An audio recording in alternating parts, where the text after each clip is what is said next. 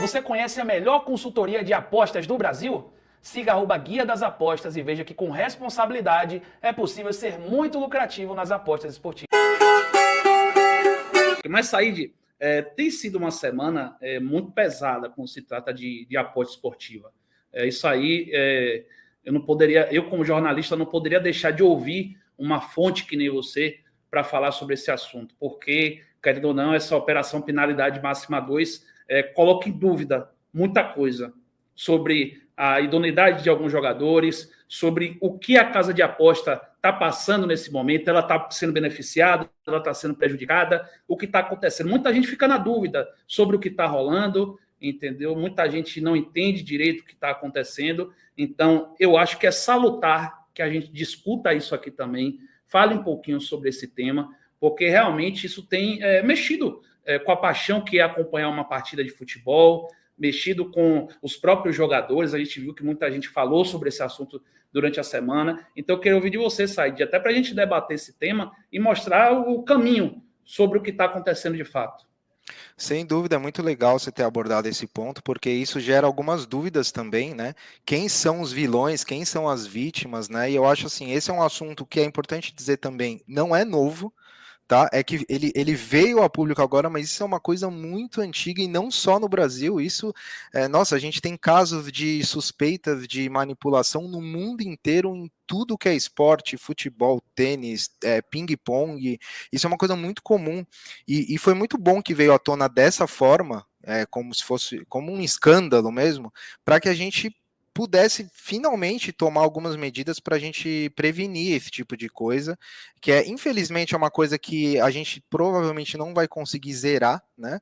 Porque a gente sabe que é o futebol, né? Às vezes a gente olha a Série A do Campeonato Brasileiro e acha que todo jogador de futebol ele não precisa fazer isso, ele não precisa de dinheiro porque ele ganha um salário alto, e a gente sabe bem, né, que é uma minoria que ganha bem, então tem gente que joga bola e tem que trabalhar em outras coisas. Então isso é um assunto que sempre vem à tona, assim, principalmente nas divisões inferiores. O que mais assustou foi que aconteceu na Série A, né, do brasileiro, então isso que causou toda essa situação.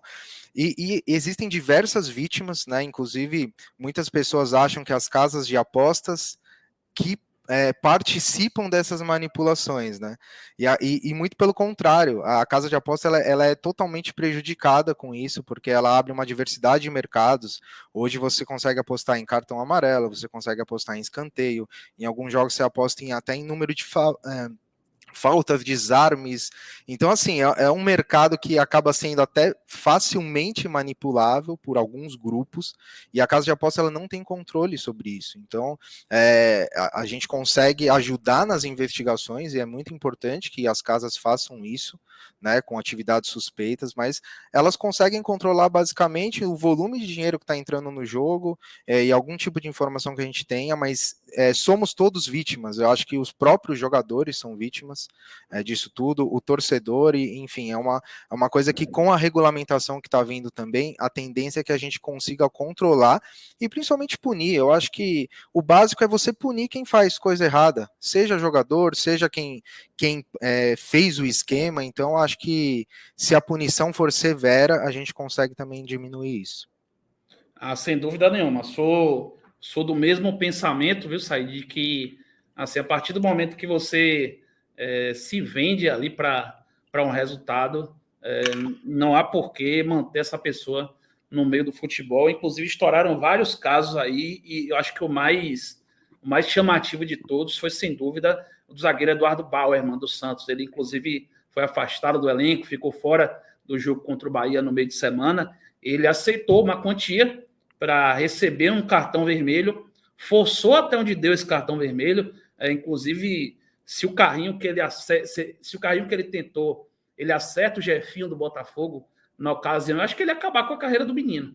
O menino que hoje está no Lyon, aí conseguiu subir dentro da sua carreira, mas se toma um carrinho daquele ali, poderia estragar toda a sua carreira. Aí depois, no final do jogo, ele tentou forçar um cartão, xingou a Edna, se eu não me engano, que era a juíza, e aí ele tomou o cartão vermelho. Só que as casas de apostas, eu acho que todas, né, Said, você que é bem experiente, as casas não contam cartões ao fim do jogo, ou seja, não valeu de nada, não é isso, Said? Exato, exatamente. Após o apito final ou para quem toma cartão no banco, normalmente não é válido nas casas de aposta. E o mais curioso é que eu tenho alguns amigos santistas e eles disseram que o Bauerman não tem esse perfil, né?